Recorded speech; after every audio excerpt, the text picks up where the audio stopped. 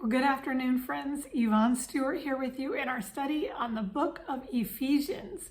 Now, we are going through this book chapter by chapter to dig out the treasures that God has in there for us to discover.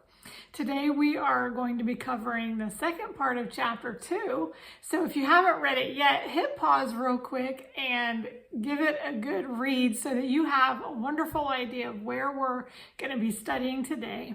And then hit play again as we study the book of Ephesians chapter 2, verses 11 to 22. It's been said that ignorance is bliss.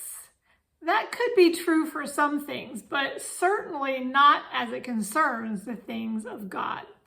Being ignorant of the great salvation that God has offered to the world could result in your destruction. Living in this world without God is to live without hope. I've often had the thought when confronted with the pain and troubles that people go through, how are they dealing with this without the Lord?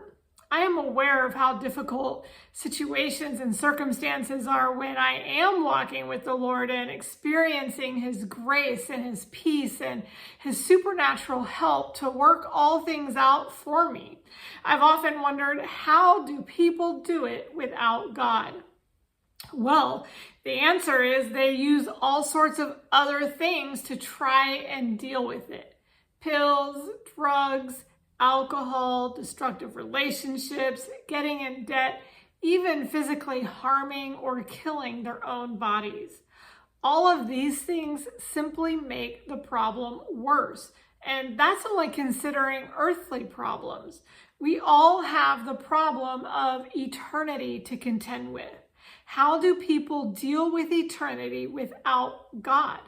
Verse 13 says, they are far away from God. I don't want to be far away from God right now, and I definitely don't want to be far away from Him in eternity. So I've chosen the option of receiving the saving grace that Jesus has offered. When I gained knowledge of my need for salvation, I chose to accept it. Simple as that. Now I'm full of hope as an insider, a citizen of God's kingdom, and living with Christ and all of His covenant promises. One of the greatest works of the cross is the unification of two groups of people who hated each other. Historically, the Jews are God's chosen people. The Gentiles are everyone else in the whole world. Jews were prejudiced against them and thought themselves quite superior to the Gentiles. Gentiles were on the outside looking in, wishing and hoping for the salvation that was offered to the Jews. Not only did God, by His marvelous grace, make room for Gentiles in His family, verse 16 says that He ended the hostility between the two groups. Gentiles are not second-class family members.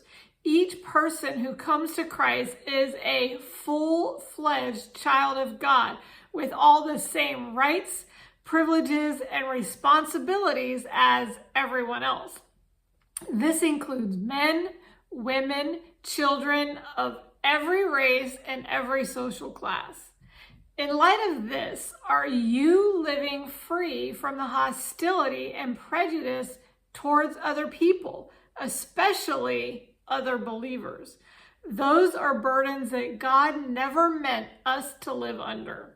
And as His people, we have a responsibility to work towards peace and unity.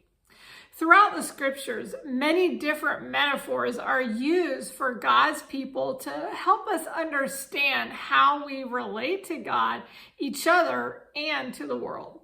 Verses 19 to 22 contain quite a few metaphors. First, we are called citizens.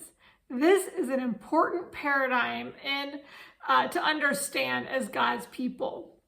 We are no longer people or citizens of the world. We are reborn into a heavenly kingdom. which citizen supersedes any earthly citizenship. Of course, our country of birth remains important for earthly transactions, but as it concerns how we do things and how we treat people and how we think, our heavenly culture must take first place. There are many joys of earthly patriotic culture that can be kept. However, any part of our earthly culture that defies or is counter to God's kingdom must be placed under submission to God. His kingdom comes first. We are called a holy people. We are no longer defiled and stained and dirty. We are washed, cleansed, and holy in God's eyes. We are members of a true family. Family how God originally designed and intended for it to be. It may be difficult for you to understand or accept if your earthly family is not good, but God's family is the best. We are a house. What's so powerful and almost unbelievable yet true is that we become the place God lives. As a house, God is giving us a picture that He takes up residence inside of us. We literally, not figuratively, contain God within ourselves. Our house is built well and is perfectly stable and rightly aligned with good doctrine, which is the apostles and prophets' teaching as recorded in the New Testament, and a cornerstone, which is Jesus, solidly anchoring us all. Our house is built and intricately interwoven into Christ, joined so closely that it's impossible to tell where He ends and we begin. During the joining process, we become a temple. This is a continued picture of the aforementioned holiness.